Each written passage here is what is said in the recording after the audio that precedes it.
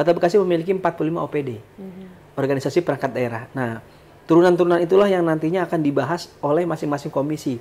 Oleh Komisi 1, Komisi 2, Komisi 3, dan Komisi 4 selama 1 tahun berjalan. Karena Renja itu hitungannya adalah 1 periode tahun, setahun periode. Mana kekurangan yang ada, sehingga nanti ke depannya kekurangan itu, feedback dari masyarakat itu bisa menjadi masukan dan evaluasi, bahan evaluasi, sehingga ke depannya ada perbaikan yang komprehensif. Ramai cuma ramainya aja, tapi daya belinya tidak ada, karena masyarakat tidak memiliki kemampuan daya beli yang cukup.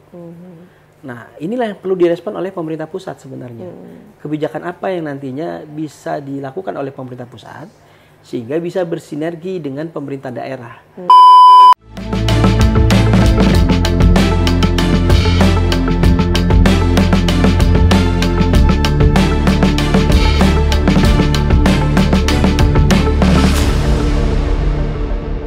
Assalamualaikum warahmatullahi wabarakatuh. Waalaikumsalam warahmatullahi wabarakatuh. Halo pemirsa Daka TV dimanapun Anda berada, saat ini kembali dengan saya Yolanda Mayanti yang kita akan ajak ngobrol. Kali ini segmennya adalah ngopi, ngobrol penuh inspirasi bersama DPRD Kota Bekasi.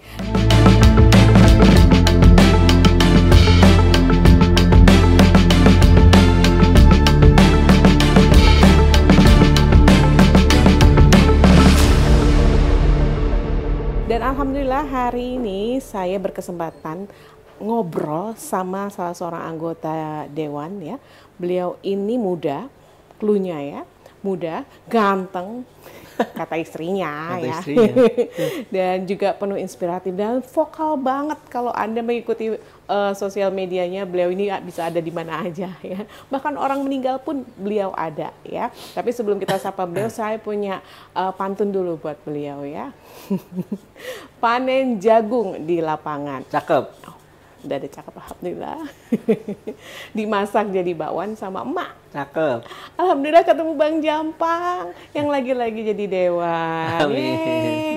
Alhamdulillah. Assalamualaikum Bang Latu. Warahmatullahi wabarakatuh. Kak Yola, sehat? Alhamdulillah. Alhamdulillah. Ya. Ini kali kedua ya? Kali kedua, ya. Periode kedua juga. Periode kedua. Nanti akan ada ketiga, 4 sampai habis. Kita nggak tahu. Tapi didoakan banyak orang. Insyaallah. Sekarang udah ada di Komisi 2. Ya, Mbak Yola, saya di Komisi 2 sebagai Ketua Komisi 2 DPRD Kota Bekasi. Sebelumnya di Komisi? Sebelumnya kita pernah di Komisi 4, cukup lama. Setelah itu saya ada di Komisi 3. Kalau Komisi 4 terkait dengan masalah Kesra, pendidikan, kesehatan, kesejahteraan, itu ada di Komisi 4. Kita pernah juga di Komisi 3 terkait dengan masalah ekonomi dan keuangan daerah. Nah, sekarang saya diamanahkan menjadi Ketua Komisi 2 yang membidangi masalah infrastruktur, lingkungan, dan yang lain sebagainya. Oh, ini tiba-tiba harus ganti komisi. Iya. Ada kesulitan nggak ketika masuk ke Komisi 2 ini? Sebenarnya kita kalau jadi dewannya, terutama kami di fraksi PKS, harus siap ditempatkan dimanapun. Jadi kan kita DPRD Kota Bekasi itu memiliki 4 komisi. Komisi 1 terkait dengan masalah pemerintahan, pemerintahan daerah. Nah, tadi saya sudah sampaikan Komisi 2, Komisi 3, juga Komisi 4. Nah, kapanpun kami ditempatkan di komisi untuk bertugas, maka kita harus bisa siap menjadi pembelajar cepat. Yeah. Nah, harapannya adalah ketika kita menjadi pembelajar cepat, jadi kita bisa menguasai permasalahan yang ada di komisinya, terkait tupoksi yang ada di komisi dan OPD. OPD sebagai mitra kerja kita di komisi yang ada. Itu Mbak Yola. Ya, Komisi 2 ini mitra kerjanya pemerintahan secara langsung ya? Betul, karena menyangkut masalah pembangunan ya. Kita ada BMSDA, ada Disperkimtan, ada Dinas Lingkungan Hidup, ada terkait dengan Bapelitbangda yang membidangi masalah perencanaan pembangunannya, ada Dinas Peternakan, ada Dishub juga ada Dishub juga kita. dan beberapa mitra OPD yang terkait lainnya. Nah ini kan tidak hanya Dewan saja yang berganti periode baru ya. Betul. Kebetulan juga pemerintahnya juga, eksekutifnya sama, berganti periode baru juga. Ada adaptasi baru atau karena orangnya sama, ya begitu aja, sama aja gitu. Jadi kalau misalnya, memang sekarang periodenya periode baru. Nah di periode baru itu, kita di tahun ini, di periode ini kita ada satu momen yang jarang kita temui. Apa momen itu adalah transisi ketika kita kemarin melakukan perhelatan pilkada secara langsung. Nah, perhelatan pilkada secara langsung akhirnya memilih wali kota dan wakil wali kota Kota Bekasi yang baru untuk 5 tahun yang akan datang. Dari tahun 2025 sampai dengan nanti tahun 2030. Nah, di periode ini pula akhirnya kita bisa merasakan bagaimana DPRD Kota Bekasi bekerja sama dengan pemerintah Kota Bekasi terpilih itu membangun atau membuat RPJMD. Apa itu RPJMD? RPJMD adalah rencana pembangunan jangka menengah daerah selama 5 tahun yang akan datang. Nah, patokannya selama 5 tahun yang akan datang, janji wali kota terpilih kemarin Bapak Tri Adianto dan juga Bapak Haris Bobiho itu harus tertuang di dalam RPJMD. Nah, itulah janji-janji kampanye yang harus direalisasikan oleh mereka berdua sebagai wali kota dan wakil wali kota terpilih untuk bisa menyelesaikan permasalahan yang ada di Kota Bekasi yang menjadi janji kampanyenya ketika mereka melakukan perhelatan pilkada kemarin. Nah, di titik inilah RPJMD yang kemarin sudah kita paripurnakan sebagai acuan, kerangka acuan pembangunan Kota Bekasi selama 5 tahun yang akan datang. Program-programnya yang nantinya akan turun di masing-masing OPD, itulah akan menjadi turunan dari RPJMD yang sudah kemarin kita bahas dan paripurnakan. Gitu, Mbak Yola. Jadi ini merupakan sebuah tantangan bagi kita semua untuk bagaimana ke depannya kita bisa sama-sama membangun Kota Bekasi ini jauh lebih baik lagi dan jauh lebih maju lagi dibandingkan dengan Kota Bekasi 5 tahun yang kemarin. Yang lalu ya. Banyak orang Kota Bekasi yang nggak ngerti juga tentang alurnya ini. Sebenarnya gimana sih sampai akhirnya nanti jadi keputusan entah itu politik atau apa, janji-janji kampanye kan itu maksudnya. Itu alurnya bagaimana? Jadi kalau sekarang ini kan kemarin kan pilkadanya serentak. Jadi semua pembahasannya hampir di seluruh kota dan kabupaten yang ada di Indonesia itu membahas terkait dengan RPJMD. Nah, harus selesai di rentang waktu yang sudah ditetapkan. Nah, ada targetannya. Ada targetan waktu yang memang harus diketok palu.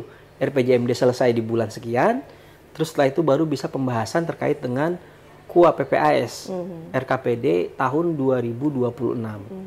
Nah, janji wali kota terpilih kemarin, itu baru bisa terrealisasi di paling cepat di perubahan APBD 2025, APBD perubahan.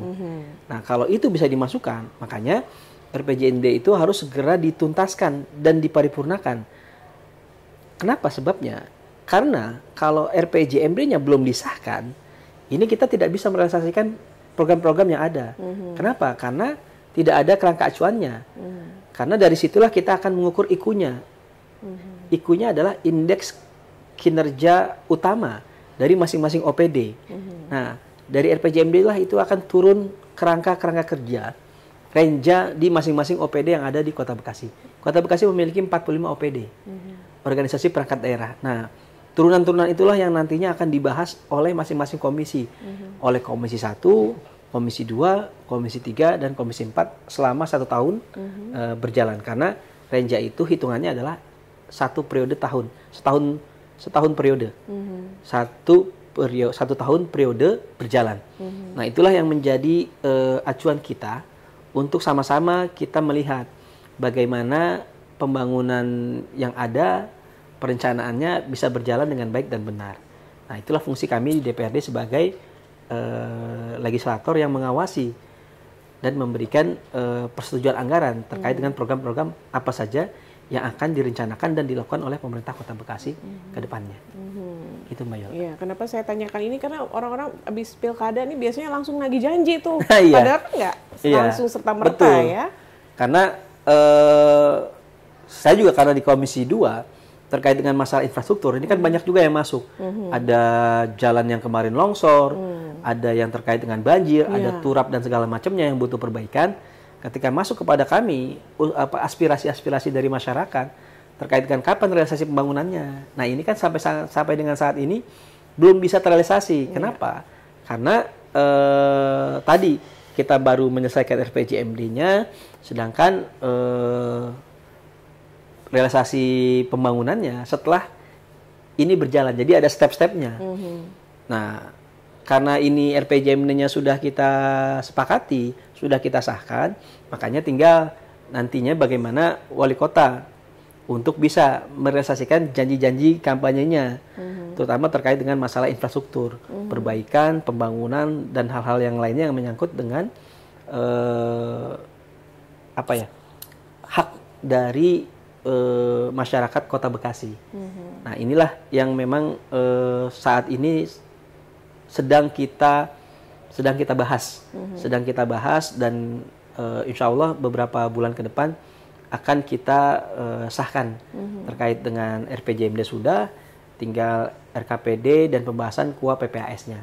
Setelah itu baru kita akan membahas terkait dengan APBD perubahan yang di akan bulan apa biasanya? Biasanya sekarang bulan Agustus ya, sekitar bulan Oktober. September untuk bisa direalisasikan di akhir tahun.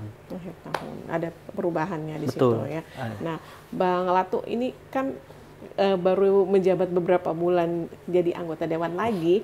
Kota Bekasi itu terus-terusan aja ada bencana ya. Kemarin yang banjir besar itu sampai seluruh Indonesia kayaknya tahu tentang banjir Bekasi. Nah, kemarin beberapa hari yang lalu juga itu hujan deras di beberapa lokasi juga banjir nih. Sebenarnya gimana sih penanganan banjir di Kota Bekasi ini? Nah, ini yang kemarin juga kita kritisi ya. Kita tidak bisa dipungkiri Kota Bekasi menjadi daerah yang rawan banjir. Kenapa? Karena Kota Bekasi dilalui oleh dua jalur sungai. Sungai Cikeas dan juga Sungai Cilengsi. Menyatu menjadi sungai yang kalau kita kenal sekarang Kali Bekasi. Nah, Kali Bekasi itu adalah perpaduan dari dua sungai, Cilengsi dan juga Cikeas. Nah, karena letaknya Kota Bekasi dilalui oleh dua aliran sungai besar, makanya permasalahan banjir ini perlu perhatian khusus. Nah, kita punya siklus banjir 5 tahunan. Nah, ini banjir yang besar, paling besar lah. Makanya siklus banjir 5 tahunan ini pasti paling besar. Kita pernah mengalami di tahun 2020. Nah, kami pikir itu sudah merupakan banjir terbesar sepanjang sejarah Kota Bekasi. Nah, ternyata ada lagi hadir di tahun 2025. Nah, itu menjadi banjir terbesar sepanjang sejarah Kota Bekasi. Terbesar atau terparah nih? Terbesar dan terparah, karena lebih besar dibandingkan tahun 2020 kemarin. Nah, siklus ini yang gagal diantisipasi oleh pemerintah Kota Bekasi kemarin. Oleh karenanya dampaknya sangat signifikan. Di samping itu memang kondisi cuacanya, iklimnya itu pada saat itu memang lebih buruk dibandingkan tahun-tahun sebelumnya. Nah, masalahnya karena kita sudah tahu kita punya siklus banjir 5 tahunan, tapi kita tidak bisa mempersiapkan hal itu dengan baik. Bagaimana kita mengantisipasi banjir 5 tahunan itu? Makanya kemarin kita juga menyampaikan bagaimana agar 5 tahun ke depan, sekarang 2025, ya kita tidak berharap 5 tahun ke depan kita akan merasakan hal yang sama. Cuma kita harus bisa mengantisipasi. Bagaimana kita bisa mengantisipasi agar banjir 5 tahun, siklus 5 tahunan itu tidak terjadi kembali. Karena dampaknya luar biasa. Kita loss potensinya, kerugiannya, itu hampir lebih dari 100 miliar. Tahun 2025 kemarin, itu kerugian kita, kerugian infrastruktur ya, yang didata oleh Pemkot, itu hampir lebih dari 100 miliar. Belum yang lainnya. Nah, daripada kita mengalami kerugian yang luar biasa, kita mengeluarkan spending uang, anggaran, untuk bisa mengantisipasi. Nah, berharap ketika kita menganggarkan terkait dengan penanggulangan banjir, itu kita tidak akan mengalami kejadian serupa, sehingga kita tidak akan ada loss, kerugian akibat banjir. Nah, ini yang harus kita pikirkan bersama. Oleh karenanya kami di Komisi 2, kami dan kawan-kawan juga anggota DPRD yang lainnya, mendorong pemerintah agar di RPJMD itu ada pembahasan terkait dengan masalah banjir atau program atau perencanaan terkait dengan permasalahan banjir selama 5 tahun yang akan datang. Dan itu memang sudah kita masukkan, tinggal menunggu bagaimana realisasinya, bagaimana programnya, bagaimana implementasinya yang akan dilakukan oleh pemerintah Kota Bekasi melalui dinas terkait untuk mengatasi masalah banjir yang ada di Kota Bekasi. Karena ini kan sangat signifikan. Itu kalau misalnya banjirnya kiriman dari hulu ke hilir. Bagaimana dengan banjir kalau misalnya tadi Mbak Yola mengatakan bahwa kita hujan sejam 2 jam aja kondisinya udah parah. Kemarin itu contoh nyata bahwa kita kemarin cuacanya cukup ekstrim. Sehingga mengakibatkan beberapa titik di Kota Bekasi itu mengalami kebanjiran. Ada yang tingginya 50 sampai dengan 100 cm atau 1 meter. Nah, banjir akibat curah hujan ini yang sampai dengan saat ini belum bisa diantisipasi oleh pemerintah Kota Bekasi. Makanya saya berani mengatakan bahwa selama kepemimpinan Wali Kota Bekasi dari dulu sampai dengan saat ini belum ada yang mampu menuntaskan permasalahan banjir di Kota Bekasi. Makanya kita berharap besar kepada Bapak Tri Adianto dan juga Bapak Haris Bobio agar ketika kepemimpinan beliau di periode kedua ini mampu mengatasi permasalahan banjir di Kota Bekasi. Karena kita sudah jenuh, masyarakat Kota Bekasi itu sudah jenuh, benar-benar jenuh terkait dengan masalah banjir karena nggak selesai-selesai. Kenapa nggak selesai-selesai? Karena di masalah drainasenya menjadi sumber permasalahan utamanya. Kita punya jalan cukup bagus, misalnya jalan utama, jalan raya utama. Cuma kalau kita perhatikan di kiri kanannya, itu hampir tidak ada drainasenya, tidak ada saluran airnya. Jadi bagaimana mungkin air akan bisa mengalir? Atau tertampung, gitu. Atau tertampung kalau misalnya di jalur-jalur utamanya kita tidak punya jalur atau saluran drainase yang cukup komprehensif. Nah ini yang harus segera dipikirkan oleh pemerintah Kota Bekasi sehingga nantinya ketika pembangunan itu berjalan selama 5 tahun, 5 tahun itu secara tahap multi-years bisa menyelesaikan permasalahan banjir yang ada di Kota Bekasi. Gitu Mbak Yola. Walaupun sebenarnya nggak bisa cuma Kota Bekasi aja, karena itu juga kan ada daerah-daerah wilayah Iya, betul. Ya? Karena memang Kota Bekasi itu kan tidak bisa berdiri sendiri. Karena dia merupakan aglomerasi ya, dari kota-kota yang lainnya. Nah, makanya kita mendorong agar sinergitas itu dilakukan oleh pemerintah Kota Bekasi, baik kepada pusat, provinsi maupun Kota Bekasi itu sendiri. Jadi nggak bisa kita berpikir permasalahan banjir ini bisa diselesaikan oleh Kota Bekasi sendiri. Enggak. Karena saling keterkaitan satu dengan yang lainnya. Iya. Berbicara tentang penanganan banjir juga. Kalau tadi kan misalnya perbaikan jalan di mana kita mungkin bisa ikut pakai anggaran yang tadi di awal sudah dijelaskan. Tapi ketika ada keadaan darurat begini, orang maunya cepat ditangani, jalan harus diperbaiki, itu menggunakan dana ada darurat atau bagaimana? Iya, jadi sebenarnya ada dana darurat atau BTT, belanja tidak terduga. Nah, belanja tidak terduga itu yang memang harus dialokasikan. Berapa alokasinya? Makanya pemerintah Kota Bekasi harus mampu menghitung. Kira-kira kita ingin mengalokasikan berapa miliar ini untuk BTT ini. Nah, untuk tahun 2025 ini berapa, nanti 2026 ini berapa. Nah, antisipasi itulah yang memang diperlukan oleh pemerintah Kota Bekasi sehingga ketika ada kejadian yang tidak kita inginkan yang sifatnya insidental itu bisa segera tertangani. Karena apa? Karena tadi kita punya anggaran BTT untuk mengantisipasi kejadian-kejadian atau bencana-bencana yang sifatnya insidental. Nah, kalau ngomongin banjir emang nggak ada selesainya ya. Nah, Kota Bekasi ini kemarin adalah wilayah pertama yang melantik P3K segitu banyak ya. Betul. Ini kalau dari tahun yang lalu ya, kalau nggak salah 2 tahun yang lalu itu kan kena warning Kementerian Keuangan karena punya tenaga honorer yang sedemikian banyak ya. Kalau untuk yang sekarang ini gimana? Jadi kemarin kita melantik sekitar 7.900 sekian ya.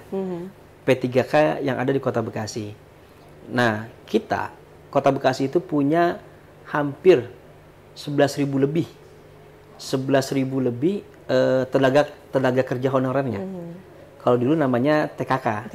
Nah, sekarang menjadi P3K karena ada kebijakan dari Kemendagri melalui pemerintah pusat untuk mengangkat semua tenaga honorer menjadi P3K.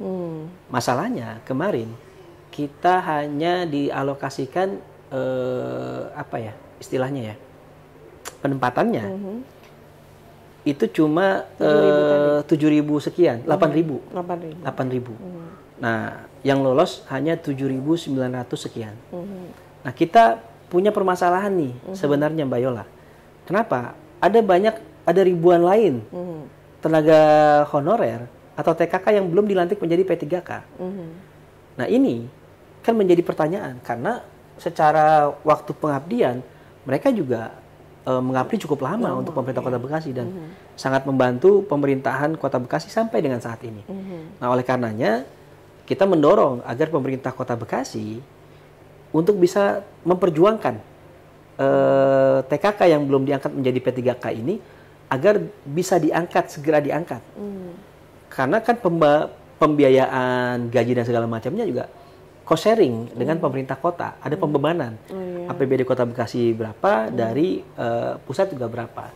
Nah, hal ini yang memang tinggal kita komunikasikan dengan kementerian terkait untuk bisa agar kawan-kawan yang belum diangkat dari TKK menjadi P3K ini yang jumlahnya ribuan itu bisa segera diperjelas nasibnya. Walaupun di beberapa media sudah disampaikan bahwa di akhir tahun 2025 seluruh tenaga honorer itu akan diangkat menjadi TKK. Cuma kan itu kan wacana yang sudah disampaikan oleh pemerintah pusat. Tinggal bagaimana kita mengawal sehingga wacana itu bisa segera terrealisasikan dan akhirnya memang terrealisasikan. Sehingga mereka kawan-kawan yang menjadi tenaga honorer atau TKK yang sampai saat ini nasibnya masih digantung itu punya kejelasan nasib untuk kemudian menjadi P3K. Itu termasuk aspirasi TKK yang ada di lingkungan Betul. DPRD Kota Bekasi. Ini nomor ini sebenarnya ada di Komisi 1. Makanya kemarin kita sampaikan sama kawan-kawan di Komisi 1 untuk bisa mengawal aspirasi dari kawan-kawan P3K, TKK yang jumlahnya ribuan. Salah satunya adalah ada 1.200 TKK dari Kementerian Lingkungan Hidup yang statusnya R4. Nah, ini yang memang perlu kejelasan sehingga mereka juga ketika dikasih kejelasan terkait dengan masa depannya, tentunya mereka juga akan optimal ketika bekerja atau mengabdi untuk pemerintah Kota Bekasi. Gitu, Maya. Baik. Oke. Pemirsa Daka TV kayaknya kita harus minum dulu ya. Silakan diminum, kita makan-makan dulu nih karena kita ngobrolin UMKM juga kan ada UMKM ya. Kita jeda dulu sebentar. Kita jumpa lagi setelah yang berikut ini.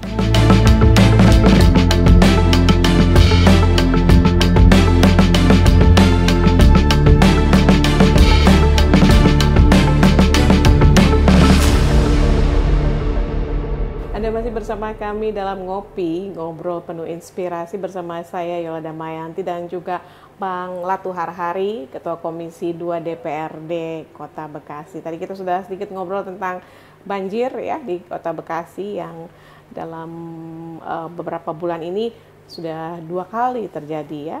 Dan bahkan di musim yang seharusnya kemarau, ini Kota Bekasi malah banjir. Ya, itu kayak judul sinetron FTV atau film ini, hujan atau banjir di bulan Juli ya. Ya, Bang Latu, kita lanjutkan kembali ngobrol kita.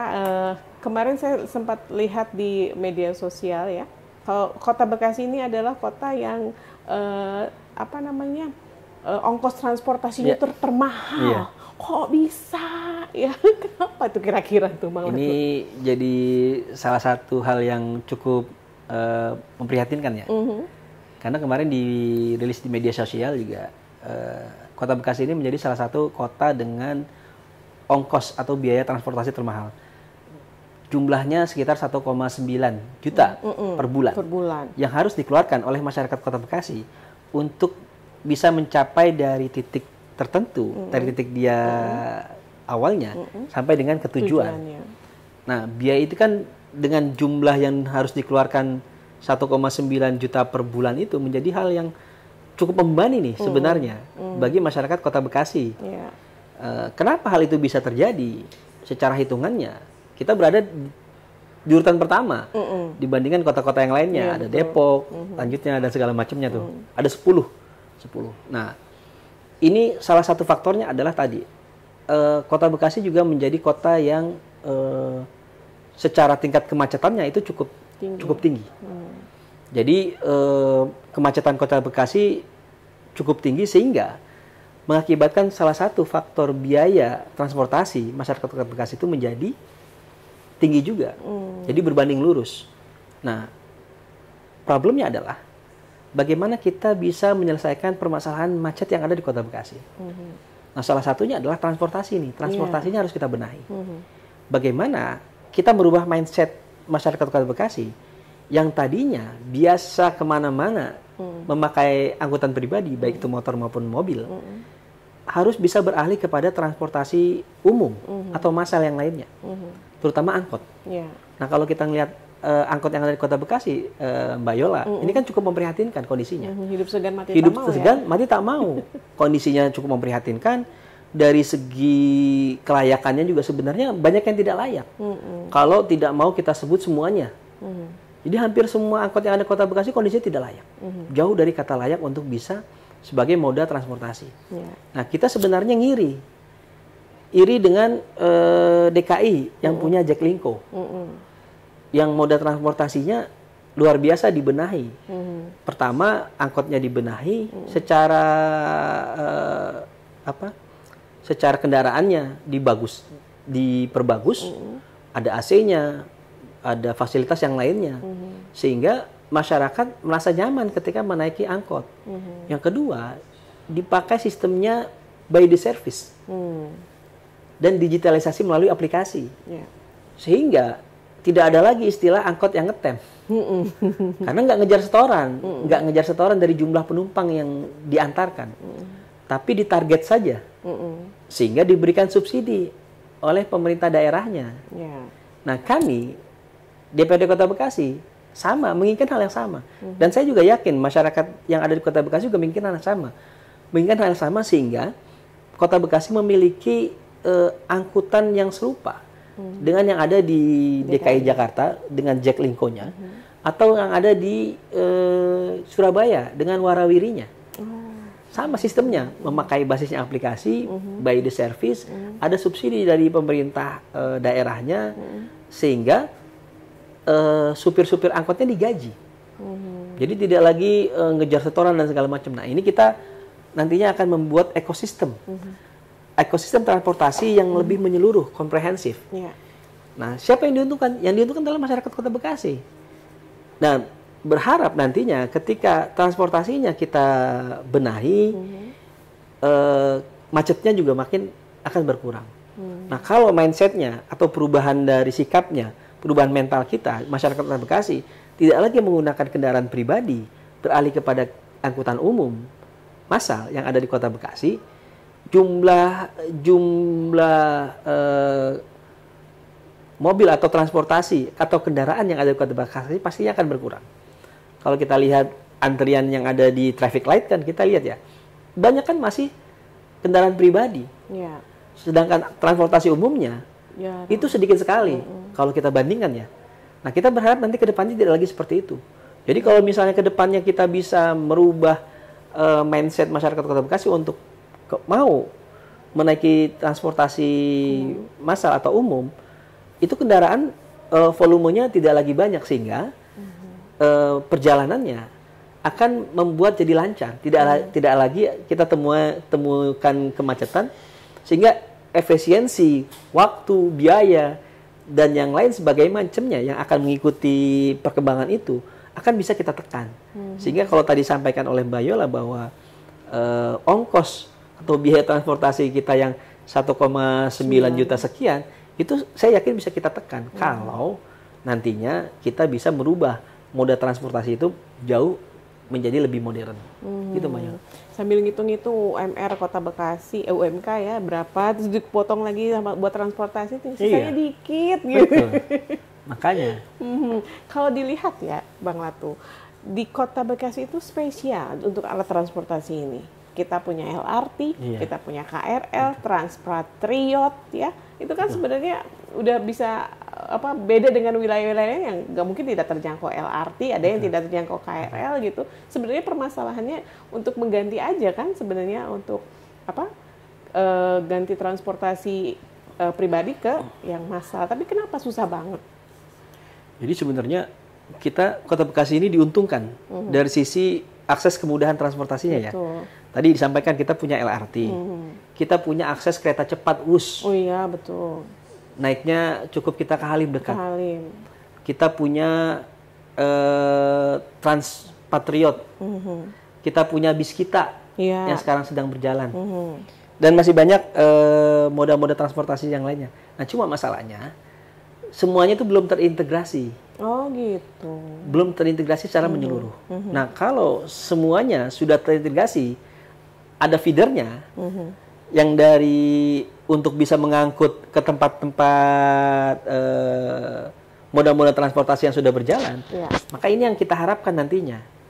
Kita harapkan sehingga kesatuan, harmonisasi dan juga sinkronisasi terkait dengan moda transportasi yang ada yang sudah berjalan ini bisa terkoneksi dengan baik. Nah, karena hal ini belum terkoneksi dengan baik secara menyeluruh, makanya kita mendorong pemerintah Kota Bekasi, ayo kita connectingkan moda-moda transportasi yang sudah berjalan ini sehingga masyarakat lebih merasa nyaman, kebermanfaatan dan kemudahan mengakses moda-moda transportasi yang ada. Sekarang pertanyaannya ke Mbak Yola pernah nggak nyobain WUS? WUS mahal atuh.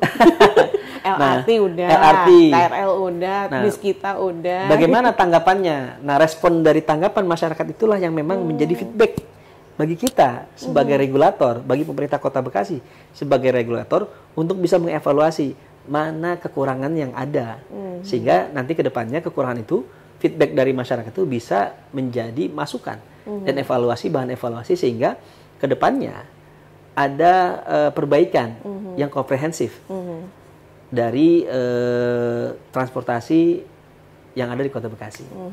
Nyaman kok. Aku tadi tanya nyaman gitu. Cuman kalau angkot mungkin yang masih jadi PR ya. Soalnya banyak yang sudah tidak layak jalan sebenarnya tapi masih dipaksakan untuk jalan hingga mungkin kurang nyaman untuk para penggunanya ya.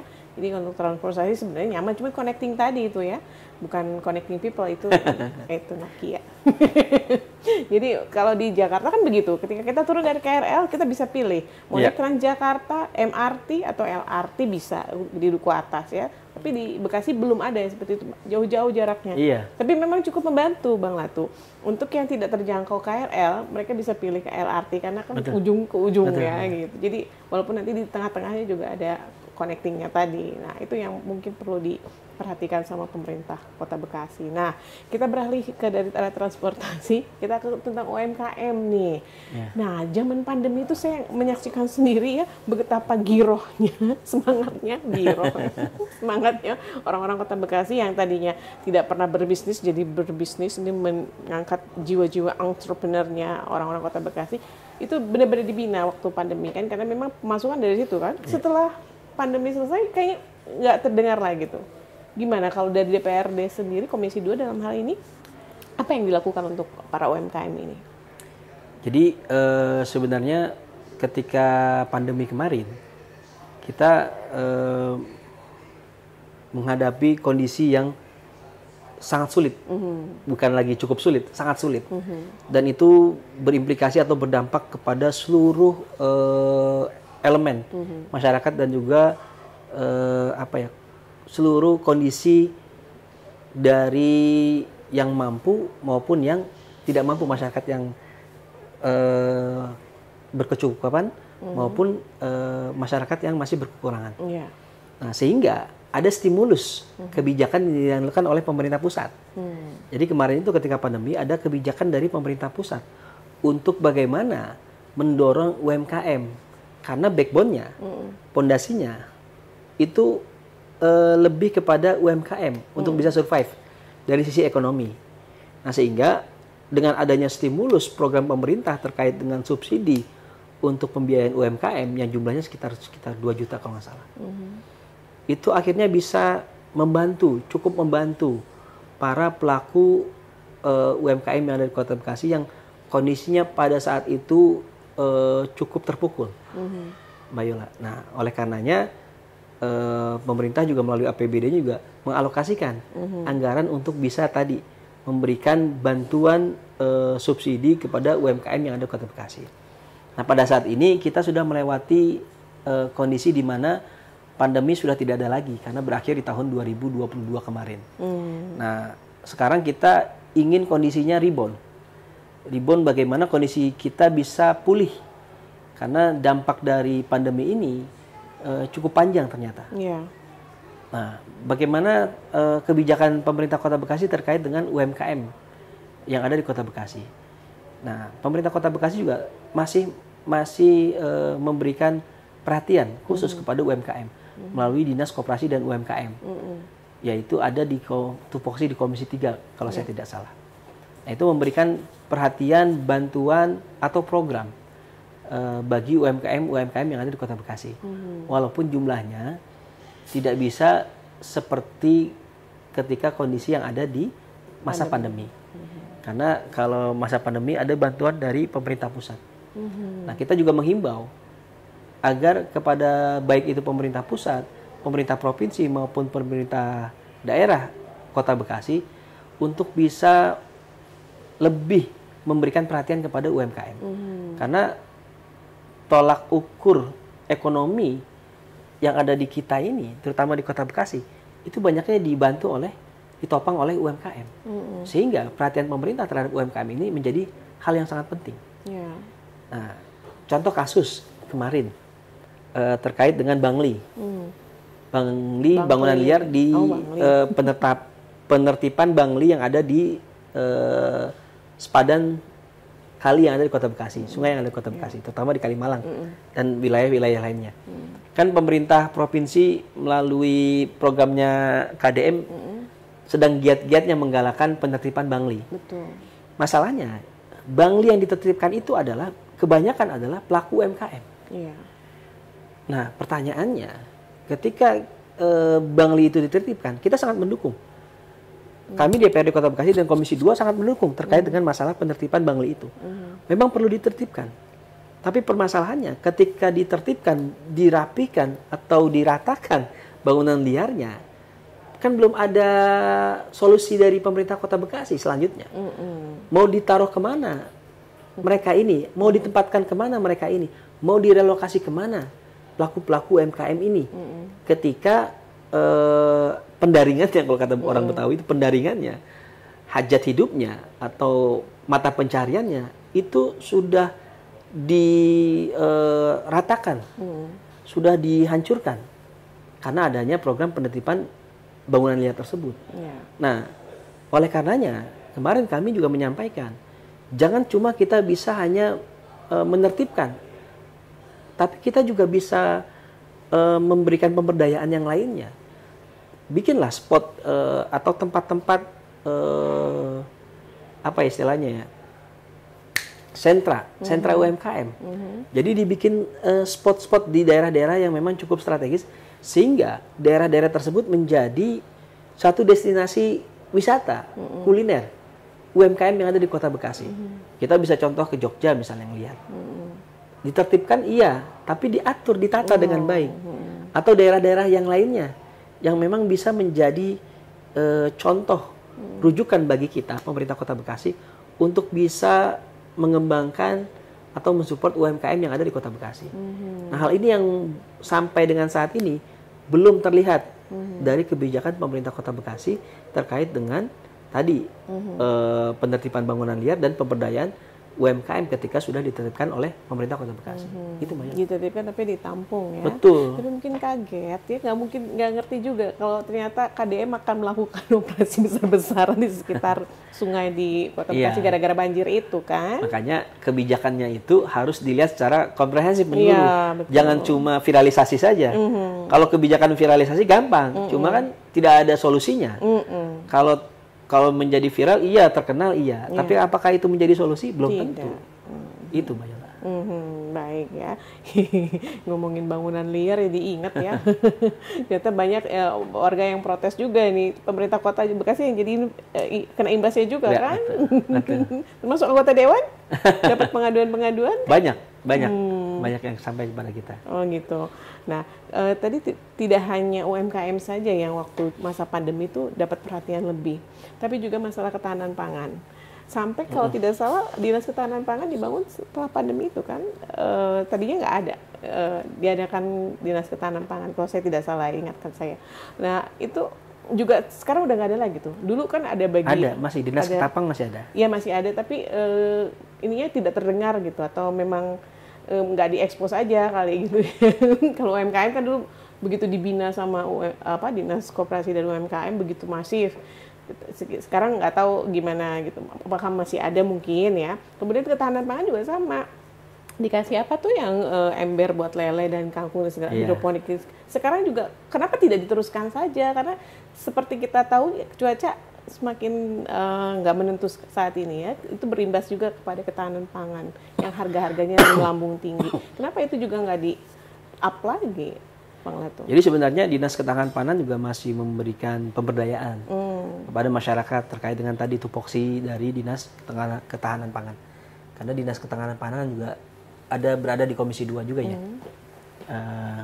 Jadi program-programnya memang tetap ada bersinggungan dengan masyarakat. Nah masalahnya pemerintah Kota Bekasi sebenarnya memiliki banyak program-program yang bagus yang bisa diakses langsung oleh masyarakat Kota Bekasi. Tapi masalahnya, kendalanya adalah banyak masyarakat Kota Bekasi yang tidak tahu bahwa pemerintah Kota Bekasi memiliki program yang memang bisa diakses atau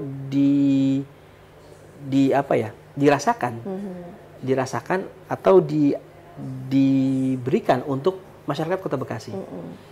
Kenapa hal itu bisa terjadi? Karena tadi keterbukaan informasinya masih kurang, penyampaian informasinya kepada warga yang masih kurang. Makanya kami mendorong agar program-program yang ada di tiap-tiap OPD yang bersinggungan langsung dengan masyarakat disampaikan kepada masyarakat sehingga informasinya sampai. Kalau informasi tidak sampai, sebagus apapun programnya, masyarakat nggak tahu, tidak akan berjalan programnya. Nah, oleh karenanya keterbukaan akses informasi publik itu menjadi hal yang utama. Sehingga masyarakat tahu apa saja program yang dilakukan oleh, yang sedang dan akan dilakukan oleh pemerintah Kota Bekasi bagi kemaslahatan masyarakat Kota Bekasi. Gitu Mbak Yola. Karena Komisi 2 ini ngurusin jalan, ngurusin apa, dapur warga juga diurusin. Banyak. Nah, ngomong-ngomong tentang dapur warga, ini kan kemarin beberapa bulan ini harga-harga bahan pokok tuh tak terkendali ya, nggak stabil, terutama sayur-sayuran dan segala macamnya. Upaya apa sih mungkin ada dari Komisi 2 atau mungkin dari eksekutif sendiri yang Bang Latu lihat untuk bisa menstabilkan harga di Kota Bekasi? Ini kan terkait dengan komisinya, tupoksinya ada di Komisi 3 ya. Komisi 3 ya? Oh iya. Gitu, baik-baik. Dia ada di Dinas Perindustrian dan Perdagangan. Nah, terkait dengan kondisi kebutuhan pokok yang semakin meningkat, karena itu kan berbanding lurus dengan kondisi kita yang saat ini sedang tidak baik-baik saja kondisi ekonominya. Betul. Jadi tidak bisa kita pungkiri bahwa kondisi ekonomi bangsa Indonesia ini secara menyeluruh tidak baik-baik saja. Kenapa? Daya beli kita kan menurun. Makanya ada istilah rojali sama rombongan satu lagi ada lagi kok lupa rombongan ya? Jarang beli sama rombongan nanya doang. Rohana. Orang nanya. Nah, rojali dan rohana ini menjadi satu fenomena. Fenomena yang saat ini sedang berkembang di masyarakat Indonesia. Nah, tidak bisa dimungkiri juga ini ada juga dan banyak juga di Kota Bekasi. Kondisinya mall ramai segala macamnya. Ramai cuma ramainya aja, tapi daya belinya tidak ada. Karena masyarakat tidak memiliki kemampuan daya beli yang cukup. Nah, inilah yang perlu direspon oleh pemerintah pusat sebenarnya. Kebijakan apa yang nantinya bisa dilakukan oleh pemerintah pusat sehingga bisa bersinergi dengan pemerintah daerah. Kebijakannya bisa turun sampai dengan ke pemerintah daerah. Sehingga nantinya stimulus yang dilakukan oleh kebijakan tersebut bisa merespon kondisi ekonomi jauh lebih baik lagi. Sehingga daya beli masyarakat bisa meningkat.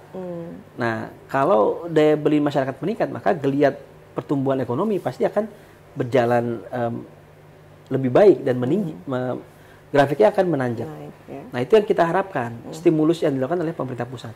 Karena kalau kita cuma bertumpu kepada kebijakan yang ada di Kota Bekasi, kan kita juga tergantung kepada kemampuan keuangan daerahnya. KKD kita juga nggak banyak-banyak amat, nggak besar-besar amat. Karena APBD kita kan belum nyampe 7 triliun nih, 6,8 triliun. Kita berharap bisa sampai 7 triliun lebih.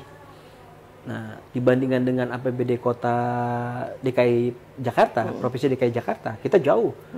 Karena memang perbandingannya tidak signifikan memang.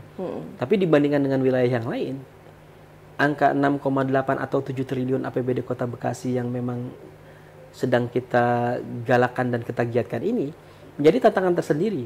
Bagaimana dengan APBD yang ada, kita bisa meningkatkan pertumbuhan ekonomi masyarakat Kota Bekasi, sehingga dengan peningkatan pertumbuhan ekonomi masyarakat Kota Bekasi, daya beli masyarakat meningkat, sehingga tadinya geliat perekonomian yang ada di Kota Bekasi makin berkembang pesat. Nah, itu pasti akan merembet kepada sektor-sektor yang lainnya.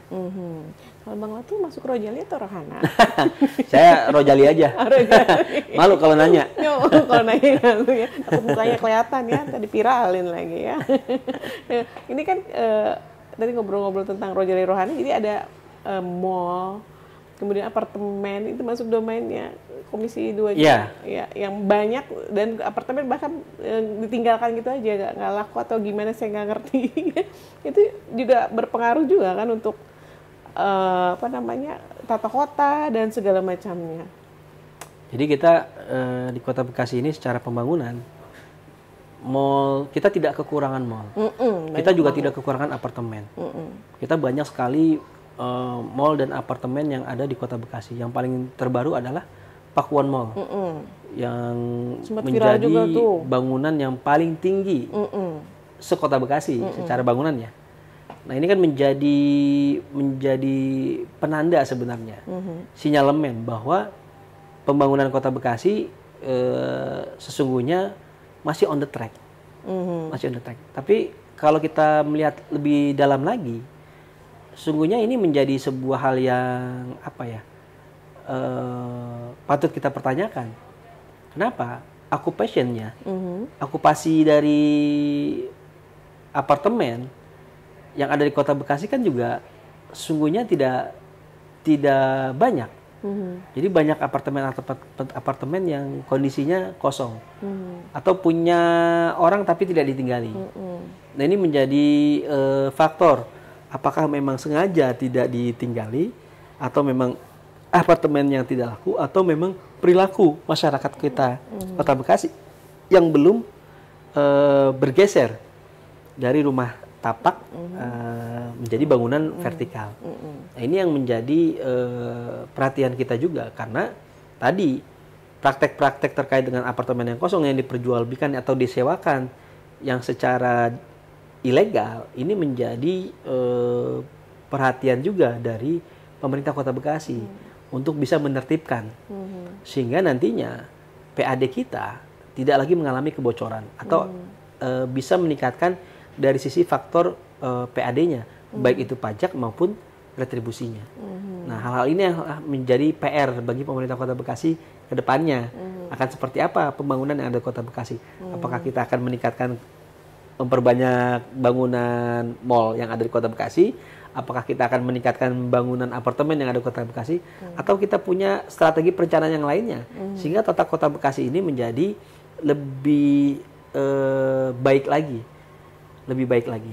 Jadi modernisasinya tidak juga ketinggalan, tapi kita juga tidak meninggalkan nilai-nilai kearifan lokalnya. Jangan sampai kearifan lokal atau budaya yang ada di Kota Bekasi ini menjadi hilang karena modernisasi yang dipaksakan bagi masyarakat Kota Bekasi. Memang itu menjadi sebuah tantangan ya, karena mau tidak mau pergerakan zaman akan seperti itu. Cuma bagaimana kita bisa menjaga, merawat, mencagarkan budaya yang ada di Kota Bekasi ini, sehingga kita tidak kehilangan identitas terutama untuk anak dan cucu kita ke depannya nantinya, sehingga budaya yang harusnya melekat kepada kita dan anak cucu kita itu tidak tidak lantas hilang di kemudian hari. Itu Mbak Yola. Apartemen sekarang banyak yang ditinggalkan terus disewakan jadi tempat mesum. Bisa panjang kita ngobrolin itu ya. Salah satunya. Jadi tempat syuting juga film Joko Anwar. Siap. Film horor ya. Baik. Kalau kita ngobrol sama Komisi 2 kayaknya nggak habis-habis, masih banyak lagi. Belum lagi tentang revitalisasi pasar dan macam-macam. Tapi kayaknya waktu kita terbatas, kita ngobrol dengan anggota Komisi 2 yang lainnya nanti ya. Siap. Baik. Cuman terakhir aja ini sih, ini aja nih Bang Latu. Kalau seandainya Bang Latu tidak ditakdirkan sebagai anggota DPRD, kira-kira profesinya pengen jadi apa? Kita kalau tidak lagi menjadi anggota DPRD, Tukang kita gambar? bisa banyak kontribusi ya. Jadi untuk bisa berkontribusi untuk Kota Bekasi ini tidak harus menjadi eksekutif, tidak harus menjadi legislatif, tapi apapun peran kita, dimanapun peran kita, kita bisa menjadi batu yang melengkapi tadi kebermanfaatan kita untuk pembangunan di Kota Bekasi. Jadi apapun menjadi pilihan dari profesi kita, yaitu menjadi sebuah hal yang memang kita bisa optimalisasikan ke depannya. Nggak harus tadi. Kalau nggak jadi dewan, jadi apa ya? Jadi apa saja yang nantinya kita bisa optimalisasikan. Sama dengan Bayola misalnya. Kan apapun yang menjadi peran kita, selama kita mengoptimalisasi peran itu dengan baik, bisa menjadi manfaat untuk orang lain, ya itu menjadi hal yang utama. Kalau saya prinsipnya itu. Jadi nggak harus menjadi seorang dewan untuk bisa berkontribusi bagi masyarakat dan juga Kota Bekasi. Karena sebaik-baik manusia adalah yang paling banyak bermanfaat, banyak manfaatnya. Ya baik. Terima kasih Bang Latu. Sama-sama, obrolan kita mudah-mudahan membawa banyak inspirasi dan juga pengetahuan untuk masyarakat Kota Bekasi tercinta. Insyaallah. Saya Hilda Mayanti dan Bang Latu Harari undur diri dalam acara Ngopi Ngobrol Penuh Inspirasi. Kita berjumpa lagi di lain kesempatan. Wassalamualaikum warahmatullahi wabarakatuh. Waalaikumsalam warahmatullahi wabarakatuh.